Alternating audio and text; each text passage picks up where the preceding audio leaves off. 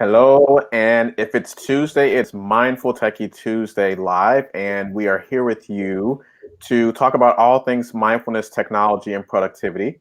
And as many of you know, the last several months have not been without a lot of change and disruption, and we've been doing a lot of things virtually. And so we've been spending a lot of time talking about different aspects of what it means to live and work and play in the virtual environment. And so I'm excited to talk with you today about a really interesting topic that it has to do with transitions in your career. So many folks are experiencing transitions or changes in their career as a result of all the things that are happening in the world. So I'm excited to have two amazing guests to talk with us about their expertise and what they recommend in terms of how we might navigate those kinds of changes. But before we dive in, I want to ask you to love, to like, to share this post, tag someone who you think could benefit from this conversation, and make sure that they have access to this information, whether you're watching it live or you're watching the replay. So with that being said, we're going to go ahead and dive in, and I'm excited to introduce my two guests today, who are Michael and Katherine Akbar. They are awesome career coaches, and I'm going to let them tell you a little bit about who they are, a bit more about who they are, how they arrived at this point in their journey. But we're going to be talking about, again, the topic of how do you actually transition? How do you actually pivot in your career in the current environment? We're virtual. So what do we need to be doing differently in the current environment, since we're not able to do as much in person as we were before? So with that being said, I want to kick it over to you, Michael and Katherine. Tell us a little bit more about who you are and what we're going to be talking about today. Go for it. All right. So hello, I'm Katherine Akbar, and I got into this business in an interesting way. I struggled in my 30s to figure out what I should be doing next after two jobs ended suddenly in a row. And it happened to be during the last recession. And in addition to job stress, I also had self-esteem stress because I was recovering from a divorce at the time. So what I did was I said, I'm open to doing lots of things. I have lots of different skills. So I applied for this kind of job and that kind of job and the other kind of job. And I churned my wheels, but I got really good at writing resumes and cover letters for different kinds of jobs. Eventually I started a business, and it turned out that what people most wanted from me was the expertise in writing resumes and cover letters. And I found out that by using my writing and teaching skills to help other people get their success, I was able to get my success too. So I totally understand what folks are feeling right now with a lot of people being laid off or perhaps headed toward a layoff. And then there's other people who are not laid off, but just want to do something different. And some people are concluding that because the economy is not good, it's not a good time to do a job search. And I would disagree. It is more competitive out there than it was, 9 months ago. But there are employers who are hiring all the time. We have clients who are getting hired. So please don't make that mistake of concluding that you're not going to try. You're going to give up before you even get started, basically, because you can achieve success with just going about it in the right way. Awesome. Excellent. So we're going to dive a little bit more into that momentarily. So Michael, tell us a little bit about you and what brings you to this moment. Sure. So my name is Michael Akbar, and career transition and career change in unconventional ways is very close to my heart, because the day I graduated, I found myself with the options of my choices were to join the battlefield in the Middle East or become a refugee. And of course, the choices were pretty clear for me at that time. But from the very beginning, I had to think of really creative and, as I said, unconventional ways to go and find my jobs. The very first one in a country I could barely speak the language. So I also realized as I was going about doing that some of the things that I was doing were very much similar to how you do business development and sales. So, gradually that was the direction I ended up in. Finally, I made my way back to the United States. I had many successful years as business developer, business owner, and as Katherine and I team up to work together, that's one of the areas of skills that I bring to our client to really look at themselves as a product that they have to market, that they have to position themselves. And of course, like any product marketing and positioning, you really want to be different and go about it in a way that your competition has not thought about. So that's the part that I bring to this equation. Awesome. Well, I'm excited to have both of you here. And as we dive in, I want to ask you a question I've been asking a lot of our guests before we get into the nitty gritty. And I just want to acknowledge that there's so much happening in the world right now. So we're dealing with the impact of COVID. Obviously, there's the emotional and the physical impact if you've been physically impacted or you know someone who's been physically impacted in terms of their health and well-being. But then there's just the uncertainty, right, that really is bogging a lot of us down. But you have the social unrest and Black Lives Matter in the U.S. We're in the midst of an election season for the presidency and the Congress. So I'm just curious if maybe you could just share really briefly, how are you doing personally in the current environment? How are you managing? Well, we're pretty lucky because we don't have any kids at home that we have to worry about, their schooling while we're trying to work. And also we are essentially essential workers right now, helping people get new jobs after being laid off. So the business is in good shape. We were not spared the stress of the pandemic, though. I went through a health scare where I thought I had COVID-19 because I had a lot of breathing difficulties, but it turned out it was just an unusually bad year for allergies. So it was asthma, which I don't usually have. And the business also went through a big downturn because normally our clients are those who are looking to level up and not be unemployed. And everybody was in kind of shock from March to April. But then all of a sudden when May hit, people started coming back to us and saying, hey, help me. Yes. We've been glad to be able to be of service to a lot of folks. Awesome.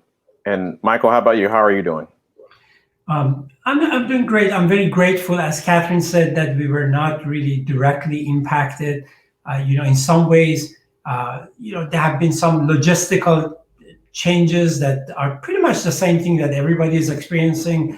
Up until COVID, I insisted to meet with our clients in person because just the dynamics of talking to someone in person was very different than talking to them over the phone. Yes. But as a necessity, we started to work with Zoom, and now I am at home with Zoom. You have to adapt and work with that. And I would also add that although some of the things that you mentioned, like the social unrest and things that had happened in our country, did not personally impact us directly. But as I'm talking to our clients, some of those issues are really real for them. And, yes. and you really have to have compassion about, what people are experiencing. And in that sense, I am actually finding that by showing compassion and really listening to what they feel and where they're coming from, actually is creating a closer relationship between us and our clients. Awesome. I appreciate you sharing, and I'm glad both of you are doing well.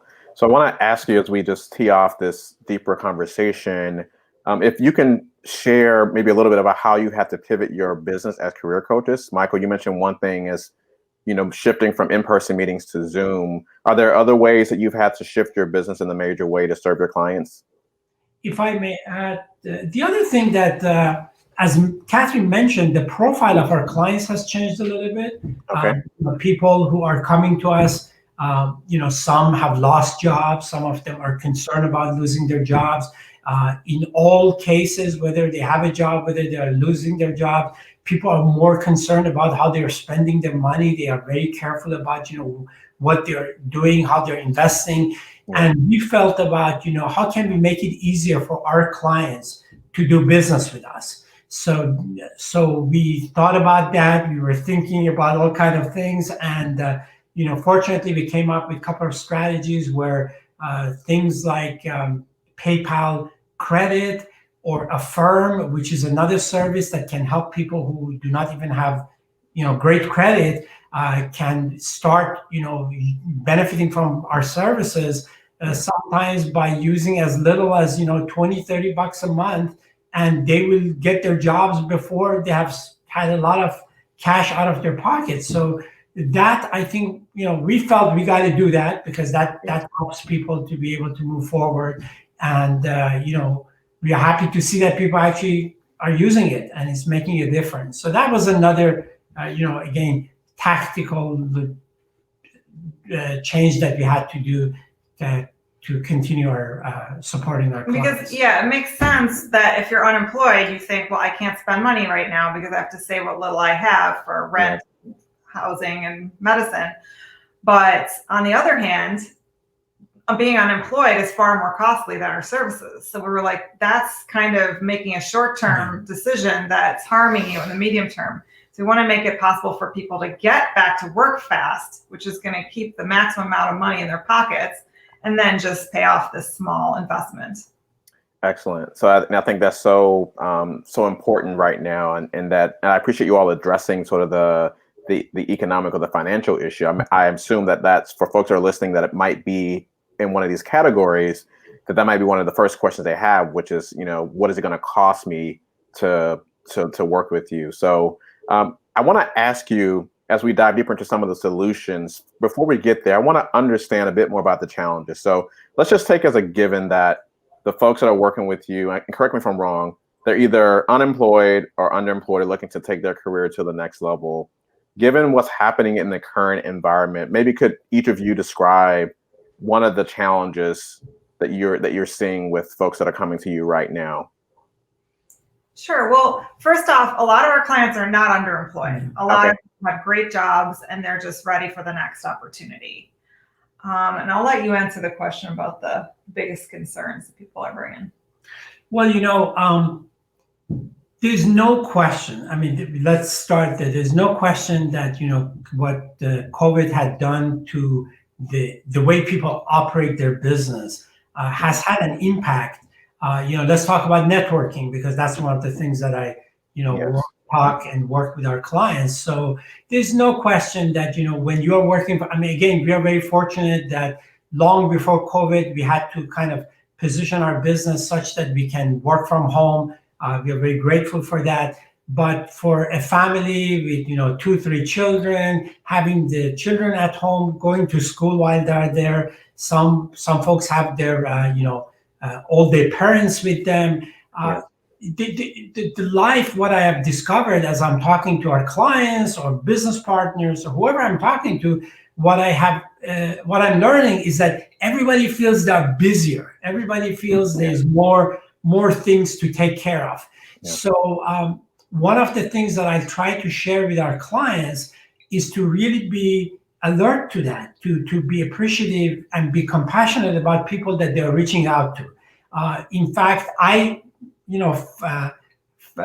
failed to follow my own advice a few weeks ago. I was complaining to Katherine that, hey, I've been reaching out to someone with whom we think we have a great business opportunity, and I haven't heard from her. And she reminded me, say, hey, people have lives and things are going on in their lives.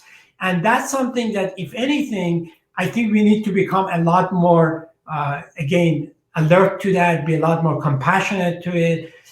Sometimes you need to reach out to someone 6-7 times. Of course, you don't want to do it, within a few hours. You want to give it some time.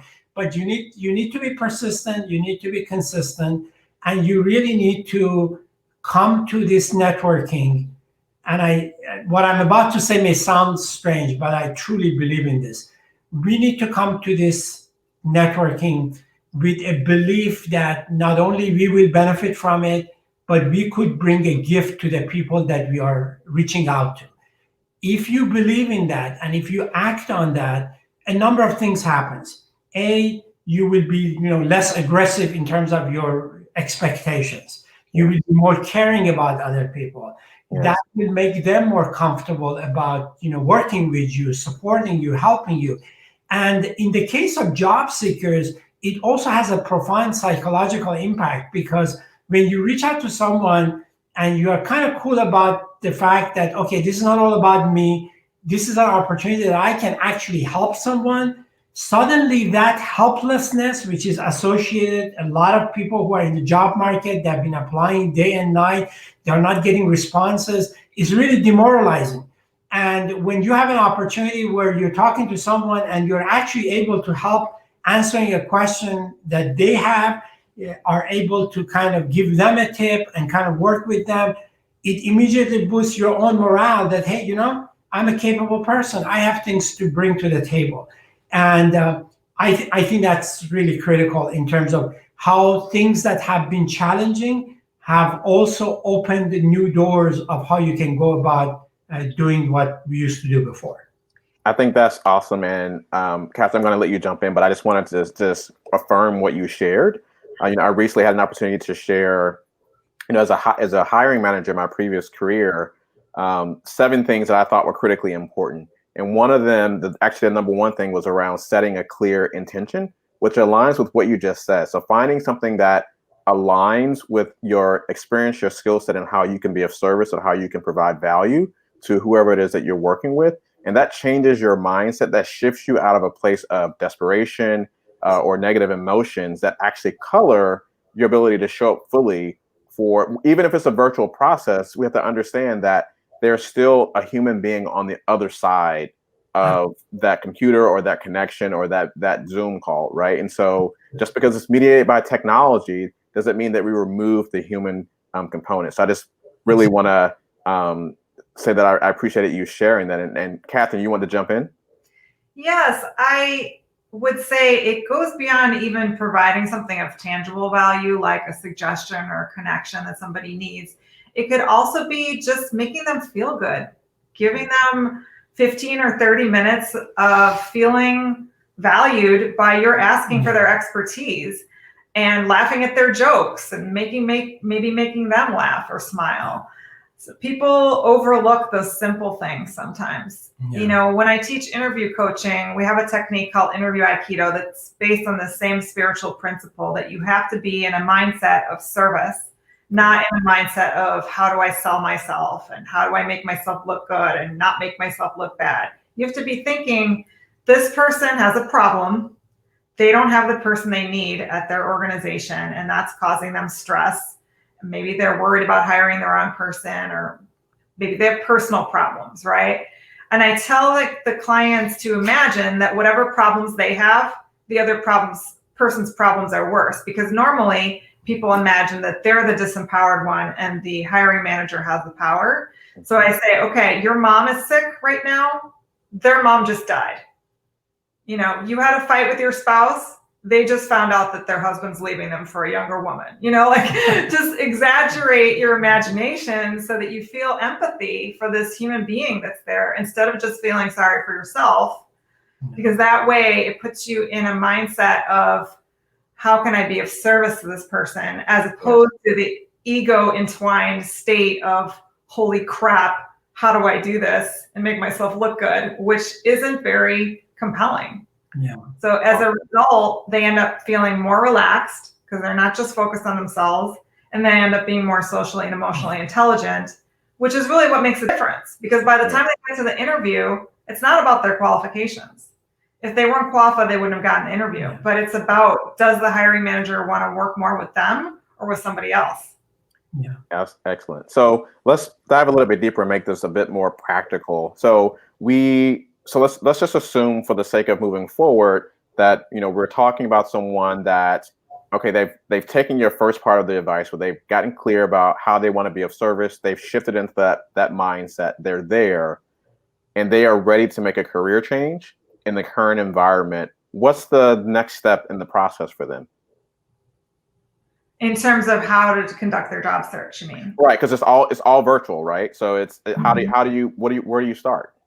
Well, it's been all virtual all along. See, people exaggerate the extent to which things have changed. The only thing that's really changed is that you're not going to go to big networking meetings, and you're not going to go to necessarily as many in-person interviews. And in some ways, again, going back to, well, first of all, if you don't mind, I want to kind of conclude what Katherine was saying earlier with a quote from Maya Angelou that probably I'm going to butcher the quote, but she had said that people will forget what you say, people will forget what you do, but people will remember how you make them feel. Yes. And that is really the key. I mean, we don't have to make this, very complicated scientific thing.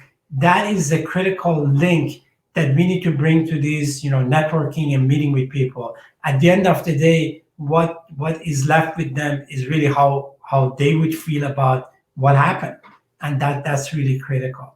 Now, coming back to your question about what's the next step and all that, let me go on tangent for a second and again bring up maybe the new openings that has happened as a result of our challenge.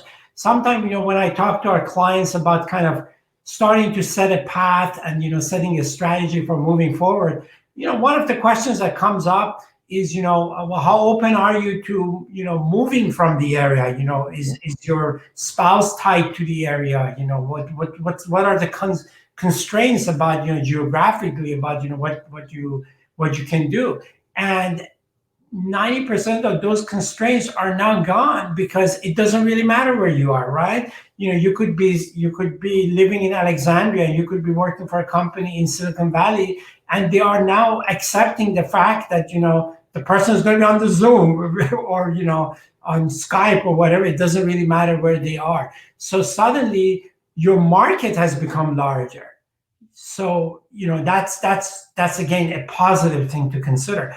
But a lot of times, especially when it comes to career transition, one of the very first things that we do is we try to explore a person's personality profile, not only so that we can work with them better, but also for them to become a little bit more alert to, what are their strengths, what are their pitfalls, what are the things that would come to them easy, what are some of the things that could be challenging for them.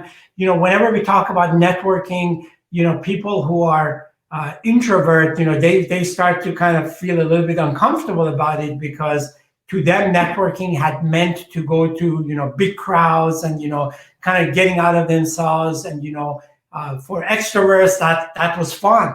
But in reality, introverts bring their own skills and talents to networking that is critical. So knowing the personality of a person is really one of the initial things, because we want to leverage that, we want to capitalize on that. Secondly, we try to do an inventory of what they have done throughout their career, whether it was actual work, whether it was volunteer, whatever they've done, because again, we want to pull out of that things that would be easily transferable to other domains. I have come across so many.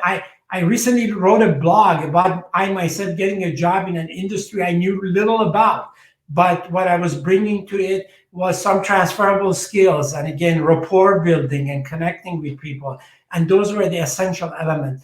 But I recognize that some of the jobs are very specialized, and you do need to have specific skills. But it all starts on where we are, what kind of talents do we have, and how do we want to transition, what kind of companies do we want to work for. So things may look pretty nice from outside, companies who spend billions of dollars in advertising, but when you dig into it, you may find that their cultures, their values may not be quite what is relevant to you. Or so those are the things where we start. Let's figure out who we are, let's figure out what is out there, and be in control, rather than one example, and then I promise to pause and give Katherine a chance to talk. A lot of time, one of the suggestions I have to our clients is that go about this job search like you were going to do shoe shopping. You go to Nordstrom, you try a couple of shoes, you may not like them. You may go to another store, Macy, you may not, at the end of the day, you may come back home not having shopped any shoes, or you have chosen the shoes that you wanted, not the one that the shoe store wanted you to buy. That should be your attitude about the company you're applying for, the company that you're marked. So you want to have that feel that, hey, this is my life.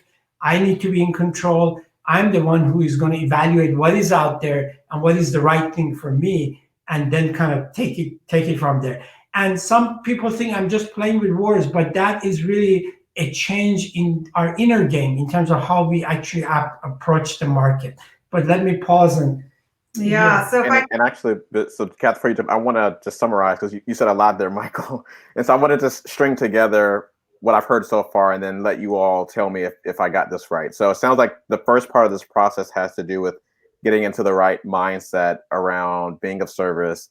And then, Michael, I heard you articulate identifying any constraints. So for example, are you willing to move or not? I heard you mention getting clear about your personality type, because that might impact, maybe how you interview or how you go about networking, especially in the current environment. Assessing your skills, right? So just outside of, I'm assuming this is outside of just your job title, but sort of pulling out other things that you might overlook. And then the last thing I heard you say, I would describe as, you described as shoe shopping, is you're looking for alignment, or you're looking for a match, right? You're looking for the right size, and you're not just sort of willy-nilly, sort of going after every opening that's out there. Is that about right? Absolutely. And if you don't mind me just adding another point that I remind our clients, is that this exercise is a little bit like dating.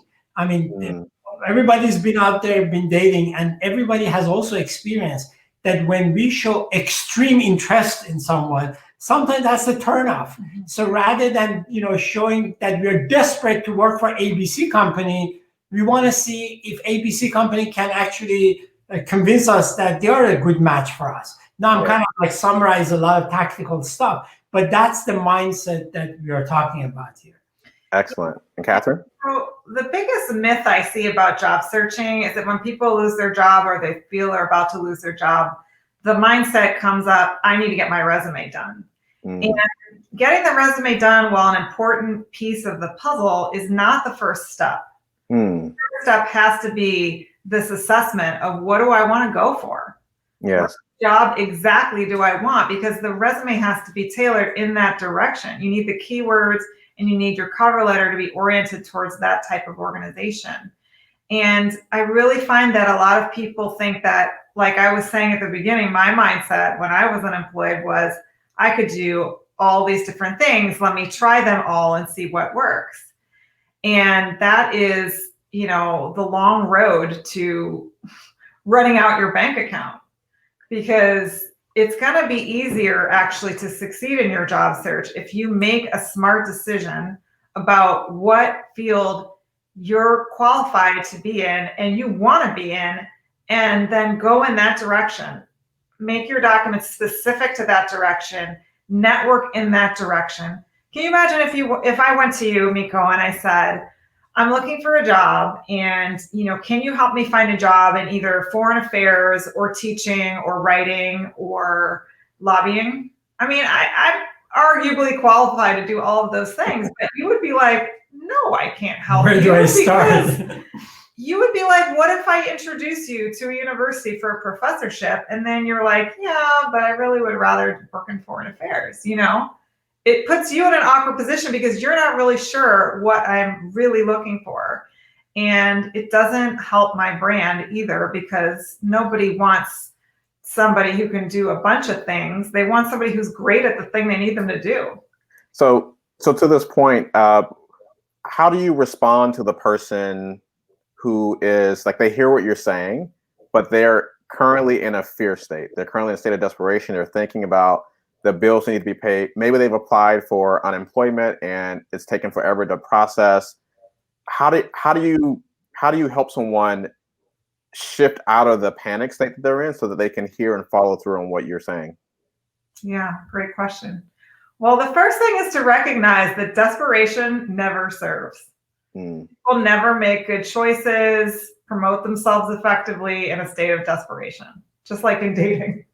So first thing is stop being desperate, tell yourself what you need to tell yourself about, what your plan B is. Maybe you have a rainy day fund, maybe you have a spouse who's employed. Then the next thing to do is get excited about the future. So the secret is to be grateful in advance that the exact thing that you want is on its way to you. And the more you can conjure up that emotion associated with the feeling of getting that new job, the faster you're going to attract it to you. That's the energetic principle of The Secret.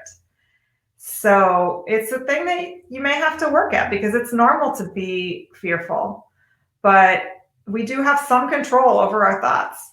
Yes. And also being in action is helpful. So if you make yourself a list of exactly what you want, and again, back to the dating analogy, when I was looking for a husband, I made a list of my top 10 priorities. Now, I didn't make a list of 30 things I would like in a man, because that's not realistic. You're not going to get 30 exact things.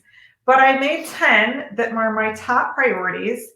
And I sent a letter to the universe and I said, this is what I'm looking for, like making an order at a restaurant. And I got exactly what I wanted. Michael's all 10 of those things. Bonus that he was interested in and qualified to help me with my business. It was amazing. But imagine if I was like, well, I'm aging. I want to have children. I better find a husband quick. If I was in that desperate mentality, I wouldn't have gotten the perfect husband for me. I might have gotten into another bad marriage. So we really do have to be picky, because haste makes waste. When you rush into things, you may end up in another bad situation. I have a friend who has gone from one bad employment situation to the next over and over. He never comes to me for help. It's so distressing.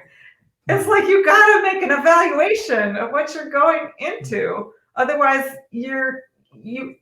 there's no guarantee of what you're going to get. Of course, there's no guarantee anyway, but you're much more likely to get into a good situation if you do your due diligence and you don't go into it saying, I better take this because it's the only thing I've got. Yeah. Yes. Thank you for sharing that. Yeah. Go ahead, Michael. If I may add also to that part of the question, going back to, I'm not sure if I actually heard it from Miko or you were saying, but we are like a feedback loop. If we do something that doesn't give us a result, that lack of result make us like demoralized. We are demoralized as a result. We take less actions. Less action we take, less result. So we need to break that. And sometimes, I have to do a number of things. One of them is to really remind the client of all the great things about them, because it's so easy to, just kind of like forget, I'm too old, I'm this, I'm that, my skills are no good, et cetera, and nobody's going to take me. So I just need to sometimes just, pull them out of that and kind of remind them, say, hey, you remember we sat down and went through this, and you are an amazing person, and most people are. They have so much to offer, right? So, and then the next thing I need to do is to kind of make a deal with them. I said, look, if you have hired me as a career coach, you have to give me at least 2-3 weeks and just follow what I'm asking you to do, irrespective of whether, you're old, young, whatever you are. And during that period, what I have to do is to create victories for them. And sometimes these victories goes back to, again, having an action plan. We have a system and, goal settings, and for them to just kind of getting busy doing those actions on time, on schedule, reporting back to me how things are coming. They start to think less. Our brain has only so much space. And if you're taking more of your brain capacity, focusing on doing as opposed to worrying, you worry less. And the more you do, you're increasing the chances of success. I do have a caveat to that, though. Please. Another big mistake I see people making is applying to too many jobs. And that's not what I meant. So can I, before you answer, I want to ask about that, because that's a question that's come up a lot that I've received. And so I think this is tied to what you're responding to, which is, I think there's this sense that because of the way the situation is with everything happening in the world right now, that unemployment is higher, there are less job opportunities, there are more people looking, and so I should apply for everything that's possible and just take what I can get. What is that not the right way to approach it? No, that's exactly the way not to approach it. Yeah. No, so the worst thing is, and you have to think about this, every time you apply for a job, you're putting your ego on the line. Now, people say they're not, right? But they are. And how do I know this? Because some people apply for dozens or hundreds of jobs, and then they become really hostile to our employers. I know this because I've hired. And, sometimes I tried to be helpful in the sense of giving people feedback of why they weren't selected, because there's something they could have easily fixed. But some people got really hostile toward me and called me a bitch or said I was stuck up or something. So, okay, I'm not giving any more feedback. But the thing is, if you apply for a job and you don't hear back or you get a rejection, it's disappointing. And you may start to feel bad about yourself. So you don't want to apply for dozens or hundreds of jobs. You want to apply for 10 to 20 jobs. Now that's going to surprise people because that doesn't seem like a lot. But the thing is, if you have a great resume and cover letter and you tailor it to the opportunity, you choose the opportunity that you know you're the best qualified for. And then it's a job that you really want. And then you make your documents fit perfectly what they're looking for. A lot of the time they're going to call you in for an interview. And then all you have to do is have interviews at enough organizations in order to get 1 or 2 offers. So, Katherine, I hear you saying that, and I can imagine someone saying, "But I need a job now, and how much time is this going to take me to like regroup my resume and cover letter for each of these 20 jobs you're asking me to apply for?" Yeah, it's going to take about an hour and a half per application. So you could easily, if you're unemployed, you could easily get those 10 to 20 applications done in 1 work week. Mm-hmm. It is so much better than the apply with 1 click method, which is going to make you hostile toward the universe and down on yourself. And remember that, if you're unemployed, that means, at least you have 8 hours to do these things. And by no means we are saying that you should be spending all that 8 hours applying for jobs. Going back to what we were talking about earlier, you got to do some networking. And one of the analogies that I make for our coaching clients is that imagine if you go to a bank and there's one teller and there's a long list of people standing in the line to get their money.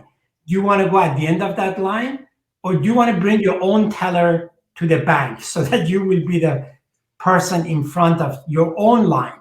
So that's really what the way we talk about networking, that's really what it is. You want to create these team of advocates, champion people that can get you in front of the employers in addition to applying for jobs. Yeah, do as many as you want, apply for jobs. But you want to also create these opportunities where and by the way, the things that we're talking about are happening by our clients every day. I have a client who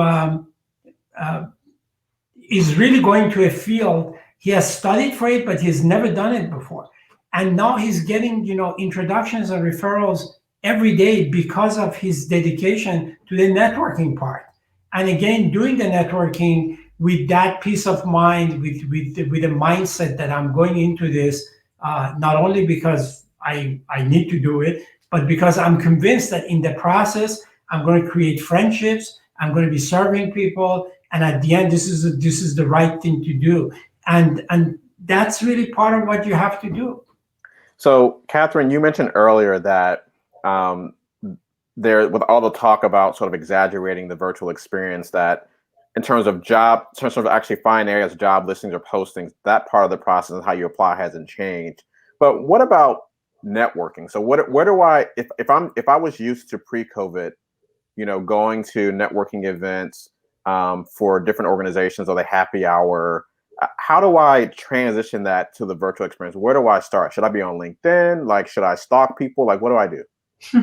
Well, the interesting thing is that approach was always kind of hit or miss. Who are you going to meet at those events? I mean, unless it happens to be an association of your industry, where you're going to know there's going to be a high concentration of people in the room that might be of interest to you. But the method we've always recommended is much more targeted and suitable to introverts as well as extroverts. And I'll let Michael explain it. Yeah, absolutely. So again, going back to introverts, extroverts, going to these big gatherings, a lot of introverts would be uncomfortable going to those because it's just not the environment they want to be in. Whereas reaching out to someone using LinkedIn, we help people with the kind of messaging that they want to use as they reach out to these to their contacts. Obviously you're not going to be asking for a job, reaching out to someone. You're going to make your ask so small and so manageable, and asking for somebody's advice, maybe just their opinion, etc., just in order to get an opportunity to talk. And again, a lot of introverts are really good at planning. So the kind of conversation they want to have, that they now have a chance to sit back, really think through how the conversation is going to go. If you're doing it over the screen, you could also have your notebook, take a note of what the other person is saying, and come back and expand on that, ask them questions. So again, I look at this as, yes, it is different than what we did before, but let's focus on what it is offering to us as new opportunities that we didn't have before. Again, when you go to a huge networking event, how many people can you meet? There's only so many, and occasionally you get monopolized by one or two conversations. You come away very disappointed. Gee, this didn't really work out. Whereas now you can go on LinkedIn, you can identify the companies that really make sense for you to reach out to. You can identify the right people within those organizations, and then you can take your time, reach out to them with the realization again that not everybody will respond to you. Again, going back to what we said earlier, people's lives are busier right now. So we should not expect that everybody we reached out to will respond.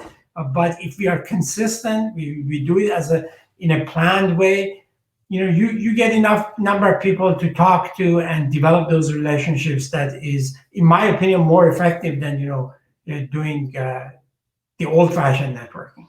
And then remember, it's a network. So when you meet with one person, the smart networker is always going to say, who else should I be talking to in this industry? Yes. Yeah. And if I may add, I'm so sorry, but this is an amazing conversation that you guys are having. And one of the things that people really overlook is their personal network. A lot of time I ask our clients, well, tell me a little bit about your personal network. And most of them say, well, I don't really have a network. And, I just had this conversation with a client the other day. And, first she said, well, I don't really have a network. And I just kept quiet. And then, 30 seconds later, she said, well, I'm thinking maybe my alumni, they're all over the place now. I should maybe reach out to them. I said, yeah, that's a good idea.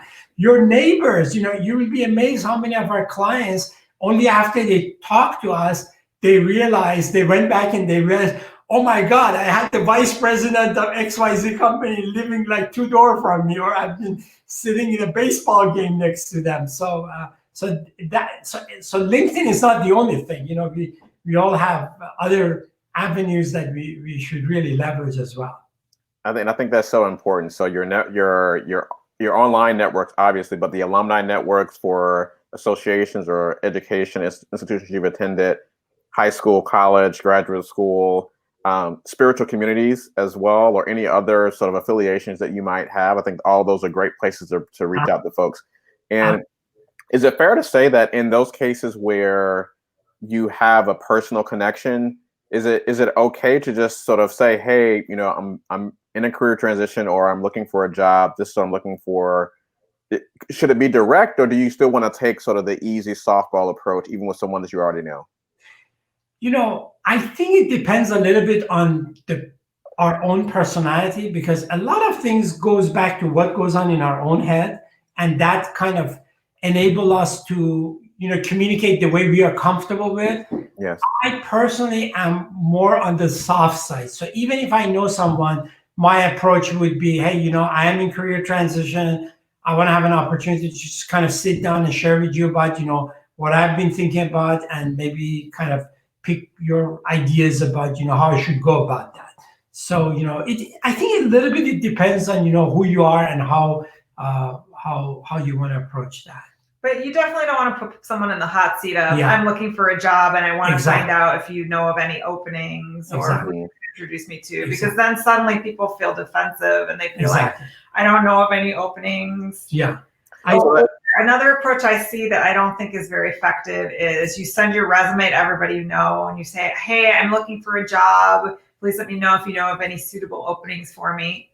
And how are they supposed to know what's a suitable opening for you? I mean, it'd be more effective to say, I'm looking for connections at any of these 10 companies. Mm-hmm. If you know anybody there that I could talk to, I'd really appreciate your putting me in touch. Then they're like, oh, that's easy. I know Mary Sue. And all they want to do is find out more about the company. So it's not going to be awkward for Mary Sue.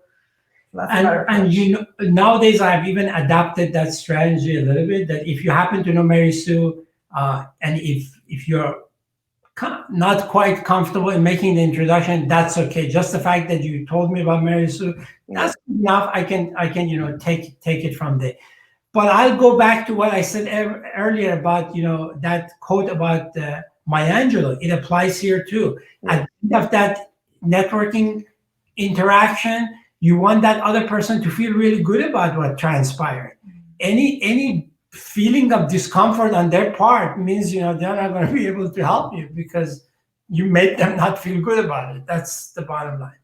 So I know that we're running short on time, and I do want to wrap us up, but I have two questions that came up in the session that I facilitated about the hiring manager's perspective on hiring, and I'm curious to get your take. I have my thoughts, but I'm curious to get your take. So the second one is on salary, so I want to come back to that. But this first one is about follow-up. So if I apply for a job through one of those automated systems and I don't hear back, should I follow up? And a compound to this is, what if I've gotten through the application process and I've had an interview and I haven't heard anything? Should I follow up? What say you, both of you? Well, first of all, I have to say that sadly, society seems to be becoming less mannered as we go. I certainly think that hiring managers should reach out to all the candidates they interviewed and let them know what transpired. But many are not doing that these days. And the other thing is that if they do tell you they moved on with somebody else, they're probably not going to give you the real reason either. So that's one of the things we teach people to ask about in the interview, is whether there are any concerns that the interviewer has about them that they can get resolved right there. Because if you leave that interview and the interviewer is like, yeah, but whatever, there's probably not going to be anything that you can ever do about it, or even find out that was in their mind, unless you ask them in the moment. Excellent. And I concur with that. My advice on that, the way I frame it, is not to take it personal, and that in an ideal world, people would follow up with you and let you know, but to not get your energy bound up into one opportunity. Once you apply, once you put forth your best foot, release it, let it go, move on to the next thing. Exactly. Keep planting the seeds and nurturing them, and nurturing your self-care also. Exactly. So and Michael, sorry. Follow up with hiring managers when you just applied for something. If you did interview and you haven't heard back, I think it's fine to follow up. But I don't like the strategy of, I applied for my job and now you're contacting the HR person on LinkedIn or something. I mean, they want to do their job, Yeah. Michael? Just building on what Katherine was saying, I think because companies are trying to operate so optimally nowadays, that HR person, let's start with them, who are getting the application, they are already burdened with so much that if only you have applied for a job, keep sending email, do you have an update from me? You may not get a whole lot. But if you went to an interview, as Katherine says, I 100% agree. Interview is the place where you want to set the foundation as to how well you did. And if you didn't do well, what was it about it? And can they even, basically influence their mind in a very indirect way to change that opinion? And that gets into how we train people to actually do that without the other person even realize that's what's happening. But past the interview, then to follow up with, we call it thank you letter, but again, a thank you letter that is of value to the interviewer. Yeah. Not the thank you letter that says, I believe I'm the most qualified person for this position, and if you blah, blah, but kind of reflecting back what you heard, what were the challenges, what were the solutions you guys did, because basically this is your last opportunity to frame the future in their mind, for them to start seeing the future, the picture of you being by their side, helping them succeed. That thank you letter is your last chance to, in a very detailed way, in a positive way, kind of give that picture of the future to them. But not so much about yourself, but what you heard, you understand the challenges and what you can do with it. Yes, and I concur in part with that. And as a hiring manager, what I share about this is, for me at least, to keep it succinct and to not create more work by asking a lot of open-ended follow-up questions. I tell people that the time to ask those questions are actually doing the interview. Exactly. And so that if you're creating more work on the back end for me, and I'm interviewing other candidates, that's not, from my perspective as a hiring manager, it's not going to be favorable for you as a candidate. Right. Exactly. And by that same token, I wanted to add something about working with headhunters. A lot of times people, when they're unemployed or want another job, they say, oh, I'm going to connect with some headhunters and see if they can find me a job. And people need to understand that headhunters exist to hunt heads for businesses that hire them. They don't work for candidates. So they're not going to give you the time of the day unless they know they have something that's right for you. So there is no point in chasing after headhunters.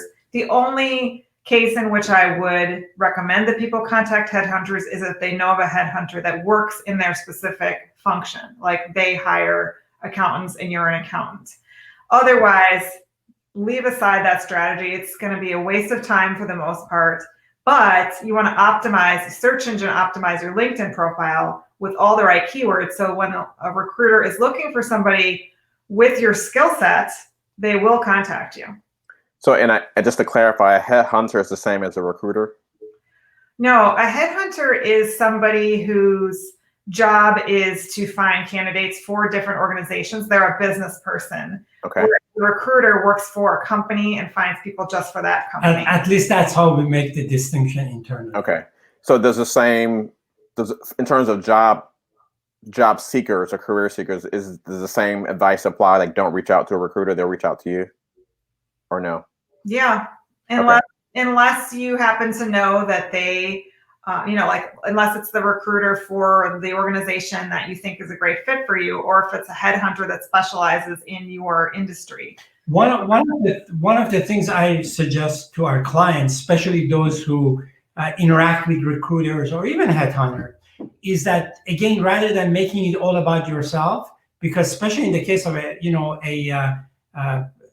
external, let's call it external recruiters, they're working for the employers. So you've had an opportunity to talk to them. They don't have anything for you, but why not? This is an opportunity to start maybe strengthening that relationship just a little bit by offering them and asking them, look, I understand there's not a good match here today, but what are the other things you're looking for? I have my network. Maybe some of the things that you're looking for, I may be able to be helpful to you. Suddenly you're setting yourself apart from everybody else in the marketplace, because again, you're showing that you're a resourceful person, you're somebody worthy of being in communication with, because you can help them. Yes. So I want to ask you about salary, and I actually have another question too about disclosing disabilities and when or how you should do that in the process. So the first is around salary, and I have a sort of a compound question. So from our perspective as a hiring manager, and also just being on the other end in terms of equity, I think folks should disclose what the salary range is, but not everyone discloses that. And so in the event where a salary range is not disclosed and the employer, as part of the application process, asks for your salary range, is it okay for a candidate to either not complete that section or to say that they're open? I think if the employer is asking you for your salary requirements and you don't answer the question, they may not consider you. Okay, that's part one. Orally, that's a different story. If they ask you in an interview, what are your salary requirements, and you manage to dodge the question, which is usually recommended by saying something like, I'm looking for a salary that's commensurate with my skills and experience, and I'm sure we can discuss that and come to a mutually agreeable solution when the time is right, and they don't press you further, then you're fine. Okay. Yeah. So as a follow-up to that, let's say you're at the stage where you're negotiating salary, a range has been disclosed, and they make an offer that is maybe low to mid-range, and you want to counter. How should someone go about that? Well, the fact that there is a range there means that there's an opportunity there. So the question is now, how can I leverage this opportunity? Is this something I can do right away?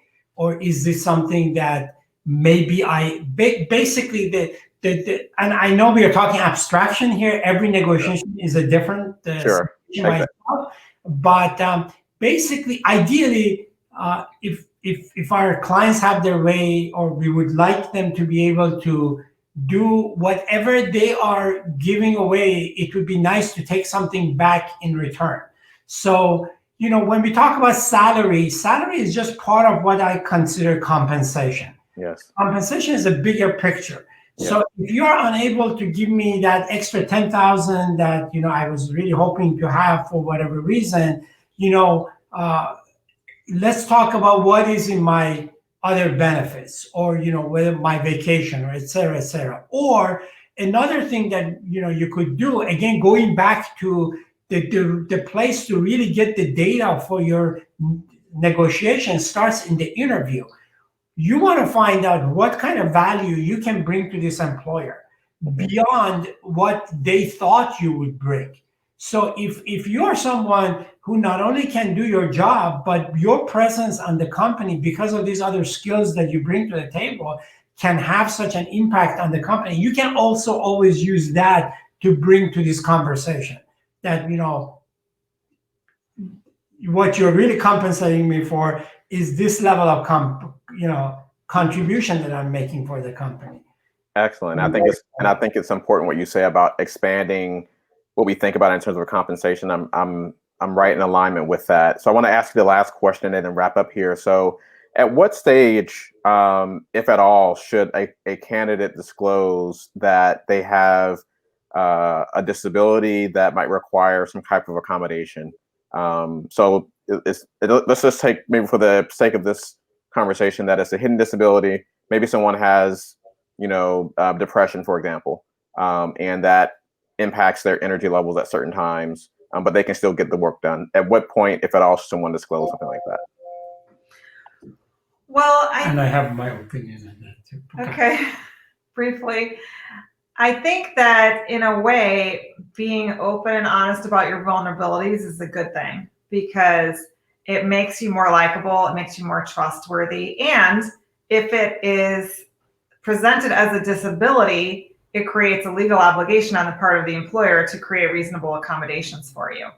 So I would say that you would want to bring it up during the interview process, not obviously leading with that, but maybe when they ask you what's your weakness, for example, and putting it on the table. A lot of times people don't want to do that because they don't want to draw attention to something, but a lot of times the employer already knows. For example, if your weakness is that you're awkward when you first meet people, or that your English is as a second language and not perfect, the employer already noticed, but you're saying it makes them feel more compassionate towards you instead of judging you, and then they realize, it's not that big of a deal, and they might even tell you that. Excellent. So really quickly, Michael, if you have a response.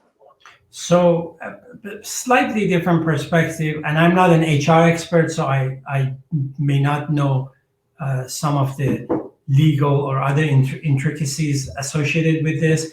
But one of the things is that when you get to the point of, let's go back to salary negotiation, at that point, your manager, the hiring manager, has selected you as the person they want to hire. So that's a very separate process from the salary negotiation. In many companies, you have been selected as the ideal candidate, and now they're talking. And of course, they do have backup. We know that. But ideally, you have been selected, and now you're talking salaries. And in my opinion, you want to be, again, having been selected as the candidate.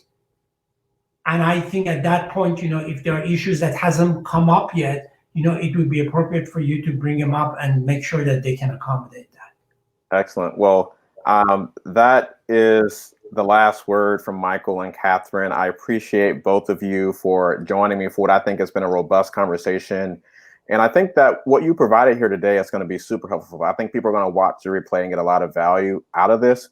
So in terms of reaching you, so people can go to your website, and can we put that up on the screen, Carlos? People who are wanting to reach out to learn more about Katherine and Michael, follow up from this conversation, to work with them. They have flexible arrangements to help make that happen. And then can we put up the website for folks that if you're in HR and you want to work with them about outplacement services, you can also work with them as well.